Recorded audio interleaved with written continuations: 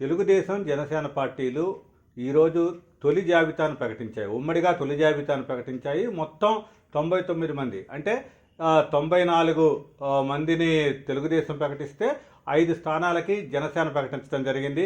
అయితే దీంట్లో వచ్చిన ఇదేంటంటే మొత్తం అసలు బీజేపీ ఈ రెండిటి పొత్తులో ఉన్నదా లేదా అనే దాని మీద అయితే ఇప్పుడు చర్చ జరుగుతుంది.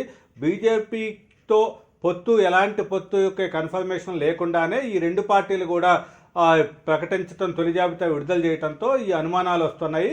అయితే పవన్ కళ్యాణ్ మాత్రం ఈ వాళ్ళ మద్దతు ఉంది అని చెప్పడం అయితే ఇక్కడ ఆసక్తికర పరిణామం. అయితే దీని మీద అంటే తొలి జాబితా ప్రకటించిన తరువాత ఈ బీజేపీ నేతల వ్యాఖ్యలు చూసినట్టయితే అధిష్టానమే నిర్ణయం తీసుకోవాలి, మాకేమీ తెలియదు, ఇప్పటిదాకా కూడా పొత్తు లేదు అనేది అయితే వాళ్ళు చెప్తున్నమాట.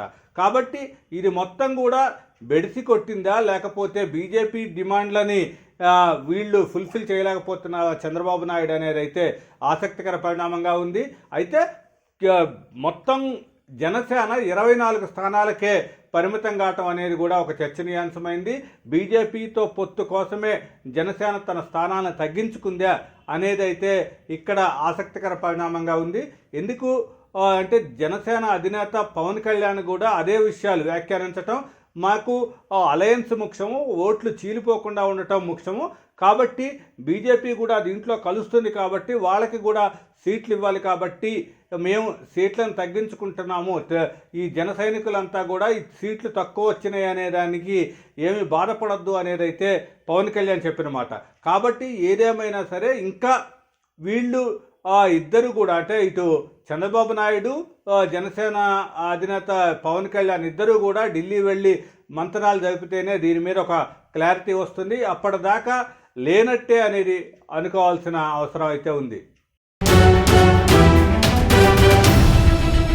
ఎన్నో సంవత్సరాలుగా మీరు రాజకీయాల్లో ఉండి ఉంటారు. ఎన్నో కష్టనష్టాలు కోర్చి ప్రజల్లో నిలబడి ఉంటారు. సామాన్య ప్రజలకి కొండంత అండగా ధైర్యాన్ని ఇచ్చుంటారు. నిజమైన ప్రజానాయకుడిగా ఉండవలసిన మీరు సామాన్యుడిగానే ఉండిపోయారా? ఒక ప్రజానాయకుడిగా త్వరగా ఎదగాలనుకుంటే S4 టీవీ న్యూస్తో కలిసి నడవండి, కలిసి గెలవండి. ఆసక్తి గలవారు సంప్రదించాల్సిన phone number 9100009277. Email address s4tvnews@gmail.com.